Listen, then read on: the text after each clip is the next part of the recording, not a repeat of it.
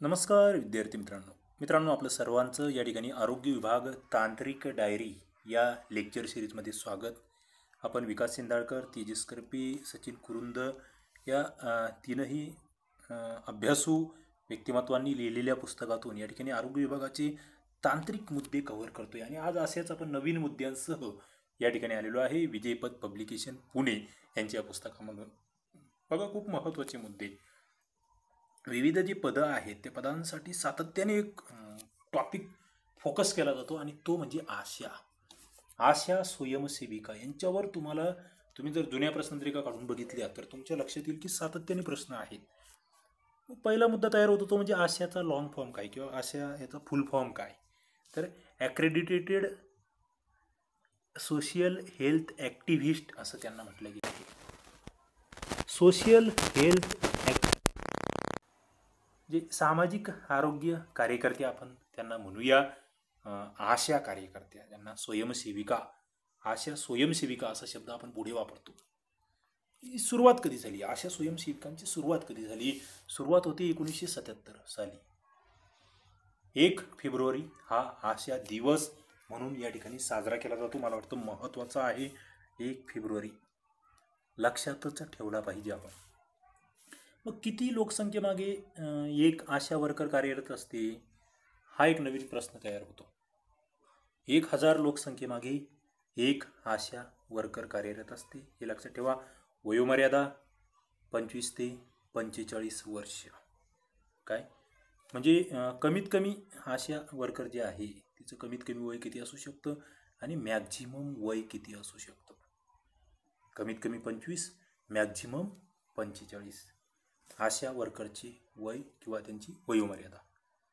पुढे 10 आशा वर्कर जर आहे तर त्यांच्या मागे नियंत्रण ठेवण्यासाठी एक गट प्रवर्तक असतो. बघा, म्हणजे इथे आशा आहे, असे जेव्हा 10 आशा वर्कर खाली आहेत तेव्हा यांच्यावर एक, जसं आपण म्हणतो ना कॅप्टन स्वरूपात एक नियंत्रक असतो, त्याला प्रवर्तक असं नाव आहे. काय? प्रवर्तक. मग आशा कार्यकर्त्या ज्या असतात त्यांचं ट्रेनिंग कसं होतं, त्यांचं प्रशिक्षण कसं होतं? तर आशा वर्कर यांना जे प्रशिक्षण दिलं जातं ते 23 दिवस 5 टप्प्यांचं हे प्रशिक्षण असतं. निवड जेव्हा त्यांची होते तेव्हा 1 वर्षाच्या आत त्यांना हे प्रशिक्षण दिलं जातं आणि ते पूर्ण करावं लागतं. आशा वर्कर ट्रेनिंग महत्त्वाचा मुद्दा आहे इथे. मग पुढचा फार म्हणजे मला वाटतं महत्त्वाचा मुद्दा आहे तो म्हणजे आशा कार्यकर्ते जे आहेत किंवा स्वयंसेविका जे आहेत यांचं कार्य काय. बघा, अंगणवाडी कार्यकर्ता, दाई, त्याच्यानंतर आरोग्य विभाग, हेल्थ डिपार्टमेंट, सरपंच अर्थात ग्रामपंचायत, गावातील व्यक्ती यांच्याशी समन्वय ठेवणे हे काम आशा कार्यकर्त्याचं. म्हणजे ग्रामपंचायतीमध्ये काही योजना येत असतील, काही नवीन उपक्रम येत असतील जे आरोग्याशी संबंधित आहे, पुढे अंगणवाडी कार्यकर्ती तिच्यापर्यंत ते पोहोचविणे, काही अनुदानं येत असतील, इतर काही गावामध्ये आरोग्यविषयक काही प्रॉब्लेम्स असतील ते ग्रामपंचायतीपर्यंत पोहोचविणे, खाली ग्रामपंचायतीचे काही निर्णय असतील, गावामध्ये काही घटना घडत असतील ते आरोग्य विभागाचा जो काही विभाग आहे तालुका स्तरावर वगैरे किंवा आपले वरिष्ठ आहेत त्यांच्यापर्यंत त्या बाबी त्यांना कळविणे, त्यांच्या कानावर टाकणे, हे सगळे मुद्दे समन्वय या शब्दामध्ये अपेक्षित आहे. म्हणजे जोडण्याचं काम, सगळ्यांना एकत्रित आणण्याचं काम, एकमेकांच्या समस्या एकमेकांशी त्या ठिकाणी चर्चा करण्याचं काम कोण करणार? आशा कार्यकर्ते. आता मग कामाचं नियोजन कसं किंवा किती दिवस काम करावं लागणार यांना, तर ते इथे महत्त्वाचं आहे की कामाचे नियोजन जर बघितले तर आठवड्यातून 4 दिवस, दर दिवशी 3 ते 4 तास काम या ठिकाणी करावं लागतं. म्हणजे आपले इतर काही उद्योग असेल, शेती असेल किंवा इतर घरकाम असेल ते करून, म्हणजे हे करून ते करता येईल अशा स्वरूपाचं या ठिकाणी नक्कीच हे वर्क आहे असं आपल्याला म्हणता येईल. पुढे मग किरकोळ काही आजार असेल यांच्यावरचे उपचार, म्हणजे प्रथमोपचार वगैरे जे आहे त्या संदर्भात मला वाटतं नक्कीच आशा स्वयंसेविका यांना ट्रेनिंग दिलेलं असणार. पुढे ORS असेल, ORSचा फुल फॉर्म विचारला गेला आहे. मला वाटतं तुम्ही सुद्धा सांगू शकाल, नक्कीच कमेंट बॉक्समध्ये उत्तराची अपेक्षा आहे. पुढे निरोध असेल, गर्भनिरोधक गोळ्या असेल यांचं वाटप करणे या बाबी आशा स्वयंसेविकेकडून अपेक्षित आहे. पुढे ग्राम आरोग्य पोषण स्वच्छता व पाणीपुरवठा समिती, महिला मंडळ, ग्रामसभा यांच्या बैठकांना उपस्थित राहणे ही आशा वर्करची कामे. बैठका म्हणजे मीटिंग्स आहेत त्या मीटिंग्सला हजेरी लावणे, त्यांना उपस्थित राहणे हे या ठिकाणी अपेक्षित आहे. पुढे आयुष हा कार्यक्रम, जसं आशा हा एक महत्त्वाचा प्रोग्राम आहे तसा आयुष हा प्रोग्राम आहे. मग आयुष कोणाचा आहे, राज्य सरकारचा की केंद्र सरकारचा, हा महत्त्वाचा मुद्दा आहे. बघा, केंद्र सरकारच्या आरोग्य व कुटुंब कल्याण मंत्रालयाने स्थापन केलेल्या आयुष प्रणालीचा उपयोग सर्वसामान्य रुग्णांना व्हावा या उद्देशाने NRHM चा एक भाग म्हणून 2005 मध्ये सर्व देशात, तर महाराष्ट्र शासनाने इसवी सन 2008-9 मध्ये या ठिकाणी हा कार्यक्रम सुरू केला. बघा, देश पातळीवर कधी सुरू होतोय, 2005 मध्ये नॅशनल रूरल हेल्थ मिशन. महाराष्ट्रामध्ये कधी सुरू होतोय, 2008-9 मध्ये. महत्वाचं आहे, देश पातळीवर 2005 आयुष आणि महाराष्ट्रामध्ये 2008-9. पुढे 12व्या पंचवार्षिक योजनेमध्ये जर बघितलं तुम्ही तर आयुष योजनेची सुरुवात करण्याचा मूळ उद्देश म्हणजे वैद्यकीय उपचार पद्धतीचा प्रचार आणि प्रसार करून अत्यल्प दरामध्ये त्याचा प्रचार प्रसार करणे. 12वी पंचवार्षिक म्हणजे लेटेस्ट पंचवार्षिक योजना, इथे काय उद्देश ठेवला, वैद्यकीय उपचार पद्धती ज्या आहेत त्यांचा प्रचार प्रसार झाला पाहिजे आणि अल्प दरामध्ये तो प्रचार प्रसार झाला पाहिजे. मग याच्यामध्ये कोणकोणत्या पद्धती आहे, आयुष म्हटल्यावर इथे कोणकोणत्या पद्धती आहे ते महत्त्वाचे आहे. याच्यामध्ये आयुर्वेद पद्धती, पहिली पद्धत कोणती, आयुर्वेद पद्धत. आयुर्वेद म्हटलं की अत्यंत प्राचीन अशी जगातील एकमेव भारतीय उपचार पद्धती म्हणून आयुर्वेदाकडे बघितल्या जातात.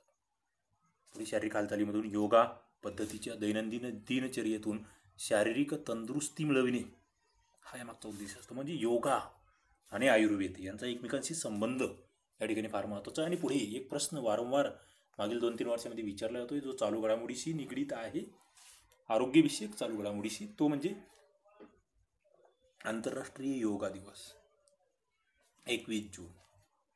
पुढाकार कोणी घेतला आहे, नरेंद्र मोदी यांनी. हे तुम्हाला माहीत असलं पाहिजे. कधीपासून साजरा केला जातो हा दिवस हे तुम्हाला माहीत असलं पाहिजे. पुढे आहे होमिओपॅथी. होमिओपॅथी एक महत्त्वाची उपचार पद्धती, प्राचीन चिकित्सा पद्धती. हिचा शोध कोणी लावला, डॉक्टर सॅम्युअल हॅनेमन यांनी या पद्धतीचा शोध लावला. 1996ला या चिकित्सा पद्धतीचे नामकरण केले गेले. आता ही होमिओपॅथी जेव्हा सुरू असतं तेव्हा काय काय खाऊ नये किंवा काय काय सेवन करू नये, तर कॉफी, कांदा, लसण यांचे सेवन करू नये. केव्हा, होमिओपॅथी सुरू असताना. फार महत्त्वाची पथ्य म्हणूया आपण यांना. काय, होमिओपॅथी सुरू असताना यांचे सेवन करू नये. पुढे युनानी ही एक महत्त्वाची उपचार पद्धती आहे. कोणती, युनानी. ही पद्धत जर बघितली तुम्ही तर 460 ते 377 ख्रिस्तपूर्व काळापासून ही पद्धत या ठिकाणी प्रचलित आहे. युनानी काय सांगते, युनानी पद्धतीत काय म्हटलं की मानवी शरीराचं जे संचलन आहे ते 4 तत्वांनी होते. 4 तत्व कोणती, त्यामध्ये दमा आहे ज्याला आपण रक्त म्हणतोय, दुसरं बलगम ज्याला आपण कफ असं म्हणतो, पुढे सफरा ज्याला पिवळे पित्त असं म्हटलं जातं, आणि त्यानंतर सौदा ज्याला काळे पित्त म्हटलं जातं. हे जे दोष आहेत या दोषाच्या प्रबलतेवर व्यक्तीची प्रकृती जी आहे ती खालीलप्रमाणे ठरवली जाते. मग त्यामध्ये दमविका, बलगमी, सफरावी आणि सौदावी अशा पद्धतीची ती प्रकृती, कोणत्या पद्धतीचं बाबा त्या व्यक्तीमध्ये दोष आहे आणि मग त्यानुसार उपचार महत्त्वाचं आहे. पुढे आहे निसर्गोपचार. निसर्गोपचार पद्धतीमध्ये काय आहे तर पंचमहाभूते आहेत.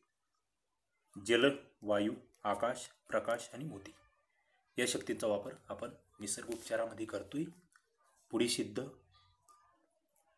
या शब्दाचा अर्थ काय, साध्य करणे. ही पद्धती भारतीय पद्धती आहे, सिद्ध उपचार पद्धती.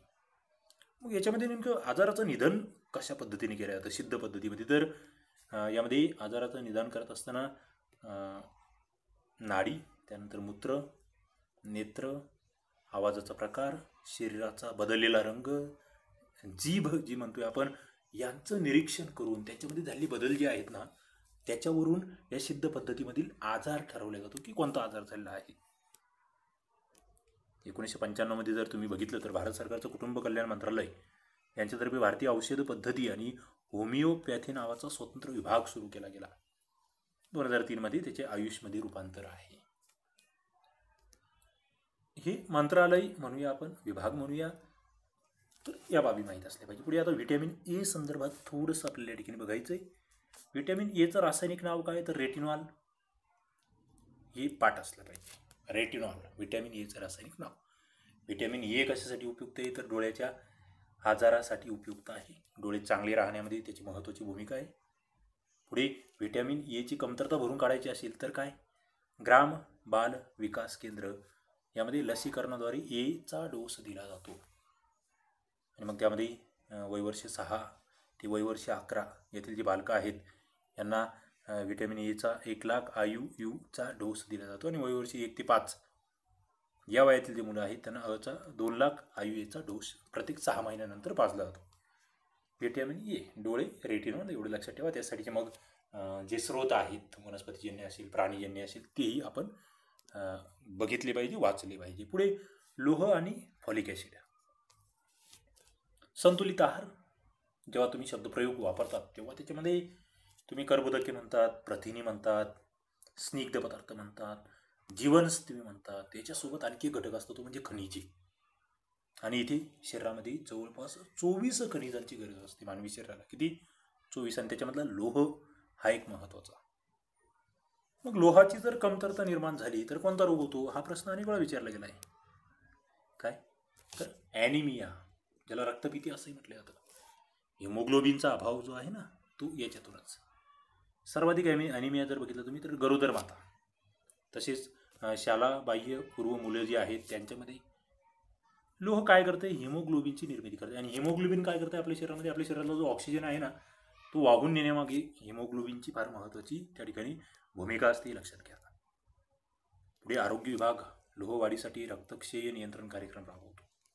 महत्त्वाचा कार्यक्रम आहे. फॉलिक ॲसिडच्या ज्याला B9 म्हणतो आपण त्याच्या गोळ्या तुम्ही अनेक वेळा बघितल्या असतील, खाल्ल्या असतील. कोरोनाच्या कालखंडात सुद्धा जी क्वारंटाईन केले जायचं ज्यांचं म्हणजे लक्षणं जास्त दिसायचे नाही त्यांना या फॉलिक ॲसिडच्या गोळ्या नेहमी दिल्या जायचे.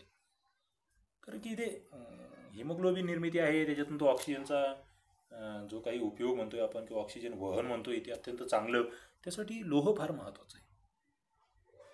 आता हा जो कार्यक्रम आहे रक्तक्षय नियंत्रण कार्यक्रम, याचा उद्देश काय तर सर्व मुले म्हणजे 1 ते 5 वर्षापर्यंतची जी बालके आहेत, गरोदर माता आहे, यांच्यामध्ये ॲनिमिया जो होतोय त्याचं प्रमाण कमी झालं पाहिजे. पुढे हिमोग्लोबिनची पातळी किती असो त्या लोह आणि फॉलिकच्या गोळ्या आम्ही नियमित स्वरूपात देणार, अशा पद्धतीचं टार्गेट या ठिकाणी आपण ठरवलेलं होतं. तर मित्रांनो अशा पद्धतीने आपण हे लेक्चर घेत चाललो आहे, पुढे जात राहूया. आपल्याला या लेक्चरचा फायदा होत असेल नक्की लाईक करा, आपल्या मित्रांना शेअर करा, चॅनलला सबस्क्राईब करा. या ठिकाणी आपण थांबूया. धन्यवाद.